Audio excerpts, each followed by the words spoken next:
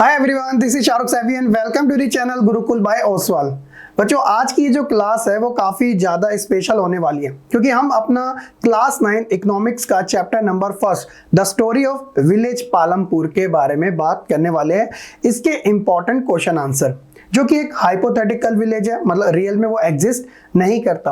अब इस लेसन में क्या खास है वो समझ लीजिएगा। सबसे पहले देखिए, ये लेसन आपका फाइनल एग्जाम में नहीं कंसिडर है, लेकिन जो आपके पीरियोडिकल असेसमेंट होते हैं ना, जैसे यूनिट टेस्ट हो गया, और साथ ही साथ आपके मिड टर्म एग्जाम के लिए ये कंसिडर किया गया है। तो आपका नेक्स्ट मंथ जो एग्जाम है वो मिड टर्म का ही है, तो इस लेसन को आपको ग्रांटेड नहीं लेना। काफी इंपॉर्टेंट क्वेश्चन इस लेसन से भी पूछे जाएंगे, तो जितने भी है सारे बच्चों आज की इस वीडियो में आपको जानने को मिल जाएंगे। तो चलिए फिर बिना किसी देरी के साथ शुरू करते हैं आज की इस वीडियो को। और साथ ही साथ बच्चों, अपने जो टेलीग्राम ग्रुप अभी तक नहीं ज्वाइन किया तो कर लेना, क्योंकि सारी पीडीएफ आपको अपनी सेल्फ स्टडी के लिए वहां पर एब्सोल्युटली फ्री मिल जाएगी, जिसका लिंक डिस्क्रिप्शन में दिया गया है। तो स्टार्ट करते हैं एमसीक्यूज के साथ, देन उसके बाद शॉर्ट एंड लॉन्ग क्वेश्चन। ये सीरीज हमारी ऐसी चल रही है हर एक सब्जेक्ट की। क्वेश्चन नंबर फर्स्ट है, which one of the following is not a factor of production. तो प्रोडक्शन के वैसे हमने 4 फैक्टर के बारे में बात करी थी, तो इसमें से एक ऑड को हमें आइडेंटिफाई करना, जो हमारा राइट आंसर होगा। देखो, प्रोडक्शन में लैंड ऑब्वियसली यूज किया जाता है, लेबर का भी यूज होता है, कैपिटल का भी यूज होता है, लेकिन करेंसी का हम इसके अंदर मतलब ये फैक्टर में कंसिडर नहीं किया जाता। तो ऑप्शन नंबर सी जो है वो ऑड हो जाता है, जो कि इसका राइट आंसर है। सेकंड है कि पालमपुर विलेज के अंदर what is the main source of irrigation. तो इरिगेशन जो कि एक खेतों में पानी डालना होता है, मेन सोर्स क्या है उसका, तो वो कहाँ से ये सारी चीज़ों को एक्वायर करता है, लेता है। तो देखो, ट्यूबवेल हो गया, कैनल्स हो गया, टैंक्स या रिवर्स। तो मेन जो है, अगर आप देखोगे तो विलेज साइड में आपको जो ट्यूबवेल्स है वो ज़्यादा देखने को मिलेगी, जहाँ से इरीगेशन काफ़ी अच्छा आ जाता है। एक छोटा सा होता है ना ऐसा स्क्वायर, है ना, तो ये ट्यूबवेल्स होती है। Option number A right answer. Third question है कि in Palampur most families are involve in which type of farming. तो कौन सी टाइप की फार्मिंग में ज्यादातर पालमपुर की जो फैमिलीज है वो इन्वॉल्व है। कमर्शियल फार्मिंग ये तो मॉडर्न टाइप में गिनी जाती है, तो इतना नहीं माना जा सकता। सब्सिडेंस या फिर शिफ्टिंग एग्रीकल्चर। तो 2 ऑप्शन वैसे सेम है, लेकिन हम यहाँ बात करेंगे सब्सिडेंस फार्मिंग के बारे में, जो कि सर्वाइवेबल होती है, यानी कि लोग खेती बाड़ी करते हैं अपने जीने के लिए, ताकि वो जो बेसिक नीड है अपनी उनको फुलफिल कर सके। तो ऑप्शन नंबर बी इसका राइट आंसर होगा। क्वेश्चन नंबर 4 देखिए, what is the major problem faced by small farmers in Palampur. तो जो छोटे किसान है उनको मेन प्रॉब्लम कौन सी फेस करनी पड़ती है पालमपुर में। तो देखिए, lack of water for irrigation, या lack of proper storage of facility, या लो फर्टिलिटी ऑफ लैंड, या लैक ऑफ एजुकेशन। तो जो एजुकेशन है ये ऑड हो जाता है, इसे हम हटा देते हैं। फर्टिलिटी, अगर लैंड की बात करें तो देखो वहां पे कल्टीवेशन तो हो ही जाता है, तो इसे भी हटा देते हैं। और साथ ही साथ प्रॉपर स्टोरेज की बात करें तो वो ठीक ठाक है, लेकिन इतना भी कम नहीं है।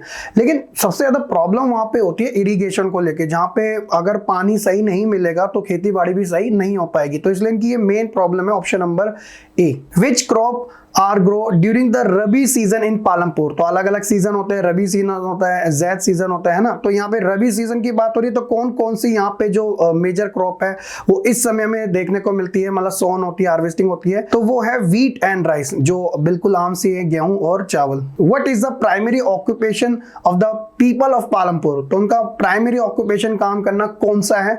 ऑब्वियसली हम इतनी देर से एग्रीकल्चर के बारे में पढ़े, तो फार्मिंग ही है। Option number B. अब ये नहीं है कि सिर्फ फार्मिंग ही है, क्योंकि वहां पे हमने दोनों चीजों के बारे में पढ़ा था, एक था एग्रीकल्चर एक्टिविटी और दूसरा था नॉन एग्रीकल्चरल एक्टिविटीज।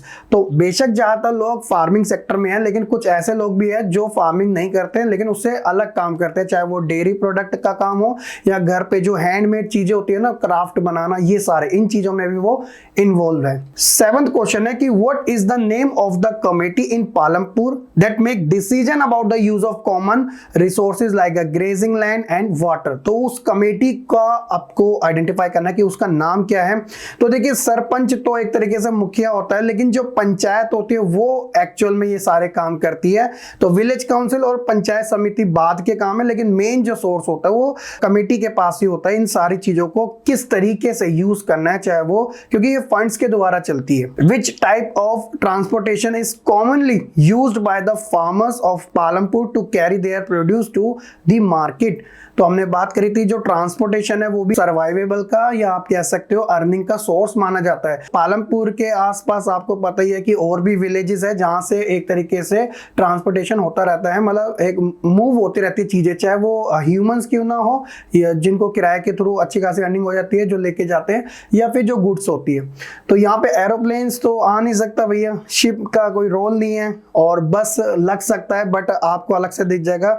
जो बुल्लॉक कार्ट्स होते हैं वो ज्यादातर वहां पे यूज होते हैं। तो ऑप्शन नंबर सी इसका राइट आंसर होगा। Which organisation has the primary responsibility for the supply of electricity in Palampur? तो किसके अंडर या किस ऑर्गेनाइजेशन के अंडर में आता है प्राइमरी रिस्पॉन्सिबिलिटी पालमपुर के अंदर? क्योंकि हमने बात करी थी कि वहां पे इलेक्ट्रिसिटी 24 आवर्स वहां पे हमें देखने को मिलती है, तो वो है cooperative society, option number C. What is the modern farming method used in Palampur? तो मॉडर्न फार्मिंग जिसके अंदर साइंस एंड टेक्नोलॉजी का ज्यादा इन्वॉल्वमेंट होता है, तो वो जो सिस्टम है वो मल्टी क्रॉपिंग, यानी कि एक ही लैंड पे एक से ज्यादा क्रॉप को सोन करना फिर उसको हार्वेस्ट करना, इससे प्रोडक्शन भी ज्यादा होता है, और आज के समय मॉडर्न फार्मिंग में ये सारी चीजें पॉसिबल है भी। तो option number D right answer है। तो ये तो थे बच्चे हमारे इस लेसन के मोस्ट इंपॉर्टेंट एमसीक्यूज। नेक्स्ट हम बात करते हैं 2, 3 एंड 5 मार्क्स वाले क्वेश्चन जो शॉर्ट एंड लॉन्ग लिस्ट में आते हैं।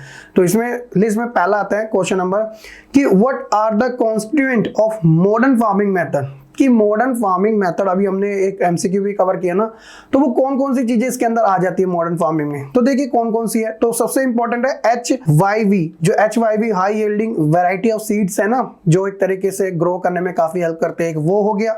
साथ ही साथ केमिकल फर्टिलाइजर का यूज हो गया, या छिड़काव जिसे हम पेस्टिसाइड्स कहते हैं, इनका यूज हो गया। और साथ ही साथ plenty of water for irrigation के लिए, चाहे वो पिनिंग लगा देना या फिर ट्यूबवेल लगा लेना, जो ग्राउंड वाटर जो होता है ना जमीन का पानी उससे निकाले ज्यादा से खेतों में फैलाए। तो ये एक तरीके से मॉडर्न फार्मिंग के एक तरीके से फैक्टर आप मान सकते हो। तो ये इसके सारे आंसर। क्वेश्चन नंबर सेकंड है हमारा, when large and medium farmer sell their surplus produce. Surplus produce मतलब जो कमाई से ज्यादा हो जाए, तो surplus produce in the market, what are the purpose to which they use this income? यानी कि जो एक्स्ट्रा इनकम होते हैं उसका वो क्या काम करते हैं? जब होता है ना कि हमें जरूरत है 20 किलो, हमने 30 किलो कर लिया, तो 10 किलो सरप्लस में चले गए, उसे बेच दिया, उससे एक्स्ट्रा अर्निंग कर ली, उसका क्या यूज होता है? A part of the earning is saved and kept as a capital for a next season, ताकि वो उसमें इन्वेस्ट कर सके। क्योंकि आपको पता है कि खेती जो होती है, जो एग्रीकल्चर होता है, वो कभी कभार रिस्की भी हो जाता है। जो अनएक्सपेक्टेड चीजें कर जाती है, चाहे बाढ़ आ जाना हो या सूखा पड़ जाना हो या प्रॉपर वर्षा का ना होना हो, मानसून टाइम पे ना होना हो, बहुत सारी प्रॉब्लम होती है, या मिट्टी का अच्छी तरीके से फर्टिलाइज ना होना हो, इरिगेशन जैसी प्रॉब्लम। तो हम जितना सोचते हैं ना कि बड़ी आसान है, ऐसा नहीं है, प्रॉब्लम सभी को फेस करनी पड़ती है। तो इसलिए वो नेक्स्ट सीजन के लिए उस कैपिटल को एक तरीके से एज ए इन्वेस्टमेंट के तौर पर रख लेते हैं। They are able to arrange for the capital for farming from their own saving. और इसके अलावा कुछ फार्मर ऐसे भी होते हैं जो सेविंग को यूज कर लेते हैं, जैसे कैटल हो गया, ट्रक हो गया, या फिर अदर नॉन एग्रीकल्चर एक्टिविटी। तो कहीं ना कहीं तो उन्हें करना ही है, तो ये सारी चीजें वहां पे वो कर सकते हैं। अगला क्वेश्चन है कि how do chemical fertiliser affect the soil? देखिए नो डाउट कि प्रोडक्शन को तेजी लाने में जो ये केमिकल फर्टिलाइजर है वो बड़े हेल्प करते हैं, लेकिन इनके साथ एक प्रॉब्लम पता है क्या है? जो फर्टिलिटी होती है वो कहीं ना कहीं कम होती रहती है, क्योंकि ज्यादा ओवर इरिगेशन की वजह से भी जो लैंड होते हैं ना वो बैरन हो जाते हैं, बंजर हो जाते हैं। Chemical fertiliser provide minerals which dissolve in water and immediately available to plants, but this may not be retained in the soil for a long time, और यही इसकी एक मेन प्रॉब्लम है। And they may escape from the soil and pollute ground water, river and lakes, जो सब खराब कर देता है, चाहे वो लेक्स हो, रिवर्स हो, ग्राउंड वाटर हो। और ये from where small farmer borrow money, छोटे किसान कहां से जो पैसा है उधार लेते हैं? तो जो स्मॉल फार्मर होते हैं वो बोरो करते हैं लार्ज फार्मर से, जो होते हैं बड़े किसान जो होते हैं, या फिर जो गांव के जो मनी लैंडर्स होते हैं ना, जिन्हें हम साहूकार कहते हैं, व्यापारी कहते हैं, ट्रेडर कहते हैं, जो वेरियस टाइप की कल्टीवेशन के लिए वो दे देते हैं, लेकिन उनका रेट ऑफ इंटरेस्ट काफी हाई होता है। The rate of interest on such a loan is a very high, which is make difficult them to repay. इससे क्या होता है, जो किसान होते हैं ना वो इस लूप में फंस जाते हैं। एक लोन लिया फसल के लिए, वो फसल नहीं हो पाई, फिर उस फसल का रिकवर करने के लिए दूसरा लोन लिया, तो फसल रिकवर हुई, तो पहला लोन बकाया रह गया।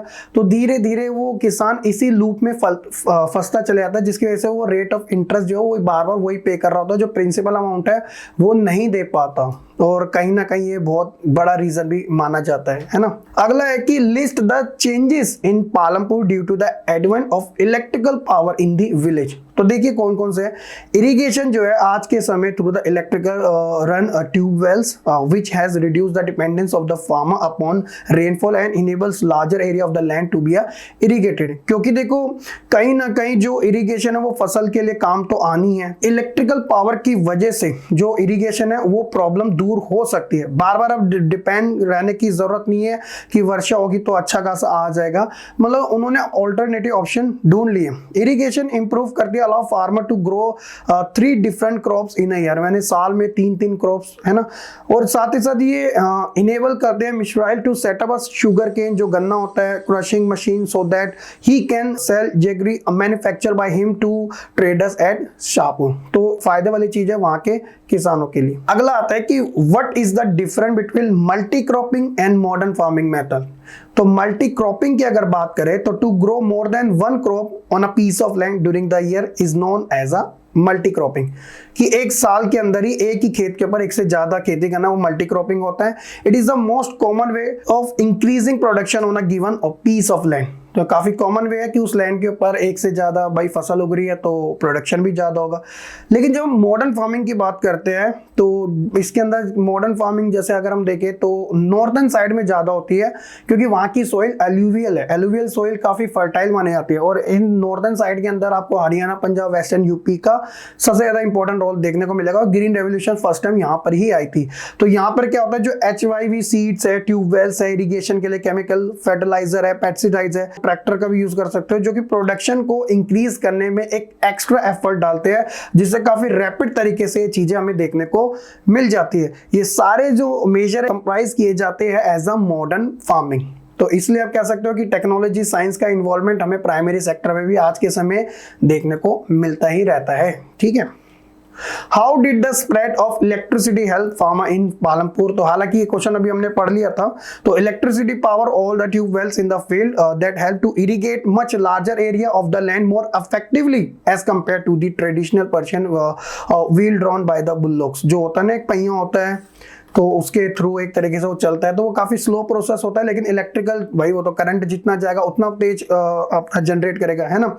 Since the entire cultivated area 200 hectare had come under the irrigation, farmer did not have to depend on rainfall and could grow multiple crops. तो पहले के समय ये सारी चीजों के ऊपर डिपेंड रहना पड़ता था, अब वो मल्टीपल क्रॉप्स को भी अच्छे तरीके से कर सकता है।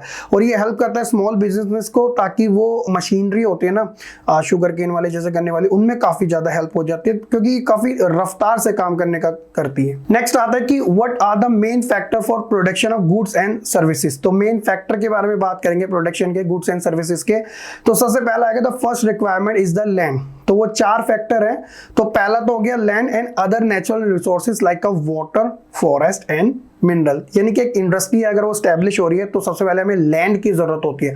देन सेकंड रिक्वायरमेंट होती है लेबर की। उस लैंड के ऊपर जो काम करेगी वो कौन करेगी, लेबर करेंगे। तो people who will do the work, some activities require educated worker to perform the necessary tasks and other activities require worker who can do manual works।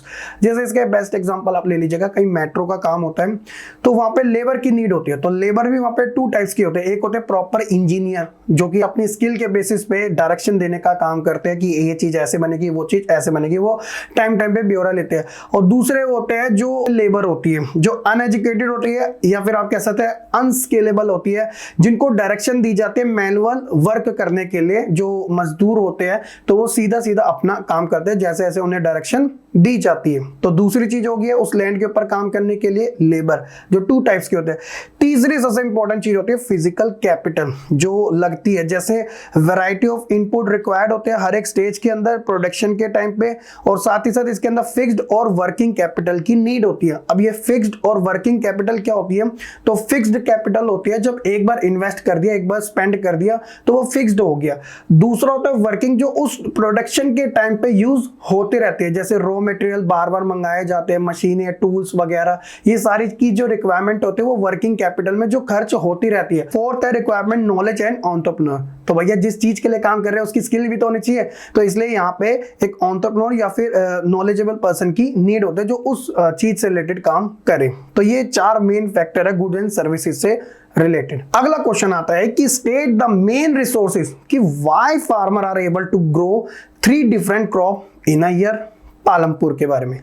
तो देखिए सबसे पहला इसका मेन रीजन है a well developed system of irrigation, क्योंकि irrigation का जितना अच्छा सिस्टम होगा उतना ही चांसेस बढ़ेंगे फसल को अच्छी तरीके से उगाने में, क्योंकि उसका रिक्वायरमेंट इरिगेशन की है, पानी की है। इलेक्ट्रिसिटी जब से आती है पालमपुर के अंदर स्टार्टिंग में, it was perceived to help in the transforming the system of irrigation as the earlier Persian wheels. तो पहले पहिए के थ्रू होती थी, लेकिन अब इरिगेशन इलेक्ट्रिसिटी के through were used to draw water from the wells to irrigate small field, and people notice that electrical run tubewells जो है could irrigate much larger area on the land more effectively, क्योंकि tubewell की वजह से सारी चीजें बहुत आसान हो जाती है और वो लार्ज एरिया को भी अच्छे तरीके से कवर कर सकता है। डिफरेंट बिटवीन फिजिकल और ह्यूमन कैपिटल क्या होता है, तो एक क्वेश्चन अक्सर एग्जाम में पूछ लिया जाता है क्योंकि इसमें कंफ्यूजन रहती है। तो सबसे पहले फिजिकल कैपिटल ना वैरायटी ऑफ इनपुट होता है जो रिक्वायर्ड होती है हर एक स्टेज के अंदर जब प्रोडक्शन हो रहा होता है, जैसे कि लेबर जो कि वर्क करता है फिजिकल कैपिटल, और उसको हम ह्यूमन कैपिटल भी कह सकते हैं।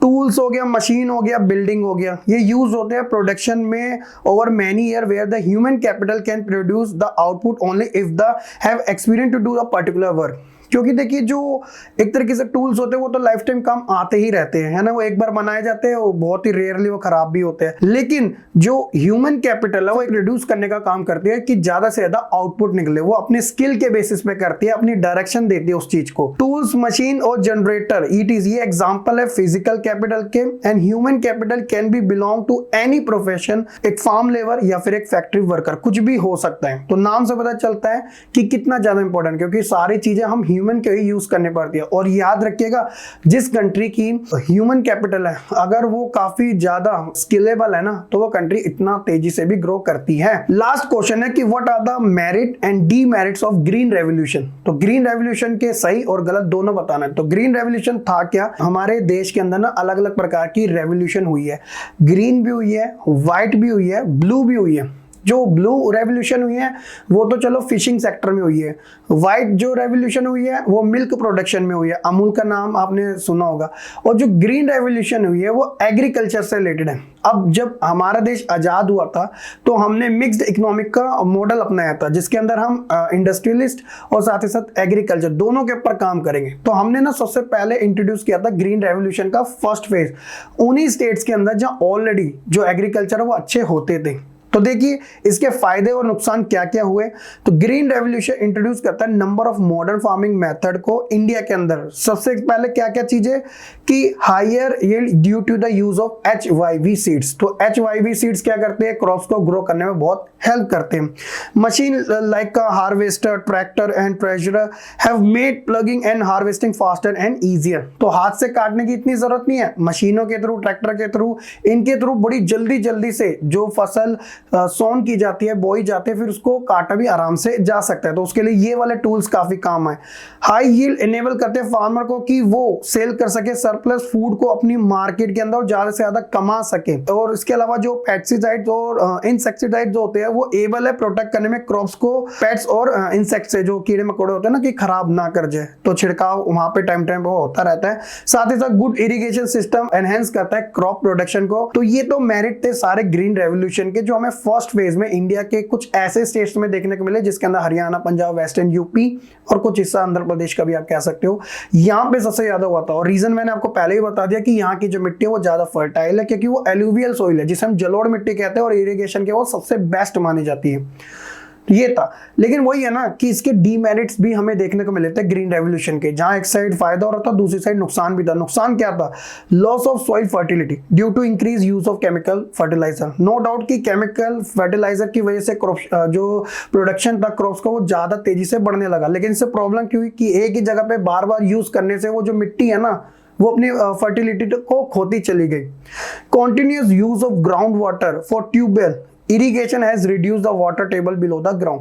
अब देखो ट्यूबवेल तो आपने लगा दिया जो कि करंट के थ्रू चलेगा, इलेक्ट्रिसिटी के थ्रू, वो ग्राउंड वाटर को निकालेगा और आपके खेतों में पानी डालेगा। लेकिन सोच के देखो जो सारा ग्राउंड वाटर ही खत्म हो जाएगा और उससे क्या होगा, लैंड पूरा सूखा हो जाएगा, ड्रॉट पड़ जाएगा।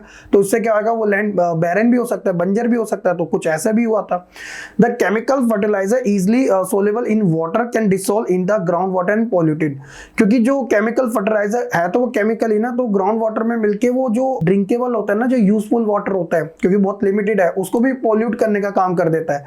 साथ ही साथ वो किल करता है, they can kill bacteria and other micro organism जो हेल्पफुल होते हैं सॉइल के लिए, क्योंकि सॉइल अपनी फर्टिलिटी इन्हीं की वजह से बनाए रखता है। इसके अलावा excessive use of fertiliser can also make the soil अल्काइन एंड अनफिट फॉर कल्टीवेशन, क्योंकि ज्यादा यूज करने से ये सारी चीजें भी हुई है। तो कहीं ना कहीं इसका असर भी हमें कुछ ऐसा ही देखने को मिला। तो ये इसके प्रो एंड कॉन्स है। होप सो कि आपको अच्छे तरीके से ग्रीन रेवोल्यूशन के बारे में पता भी चल चुका होगा। तो यही था पालमपुर से रिलेटेड, ज्यादा इसके अंदर कुछ ही नहीं है, बस दो ही मेन फोकस रखना, एक फील्ड एग्रीकल्चर से रिलेटेड, दूसरी फील्ड नॉन एग्रीकल्चर से रिलेटेड हमें पालमपुर जैसे एक हाइपोथेटिकल विलेज में देखने को मिलती है। तो यही था इस लेसन के अंदर आपके important MCQ and short and long question answer. Also कि आपको सारे काफी अच्छे से समझ आ चुके होंगे। स्टिल कोई डाउट है कमेंट सेक्शन में बता देना, और वीडियो को लाइक कमेंट शेयर करने के साथ चैनल को सब्सक्राइब करना बिल्कुल ना भूलेगा। मिलते हैं नेक्स्ट वीडियो में, तब तक के लिए खुश रहे, पढ़ते रहे और ऐसे ही आगे बढ़ते रहे।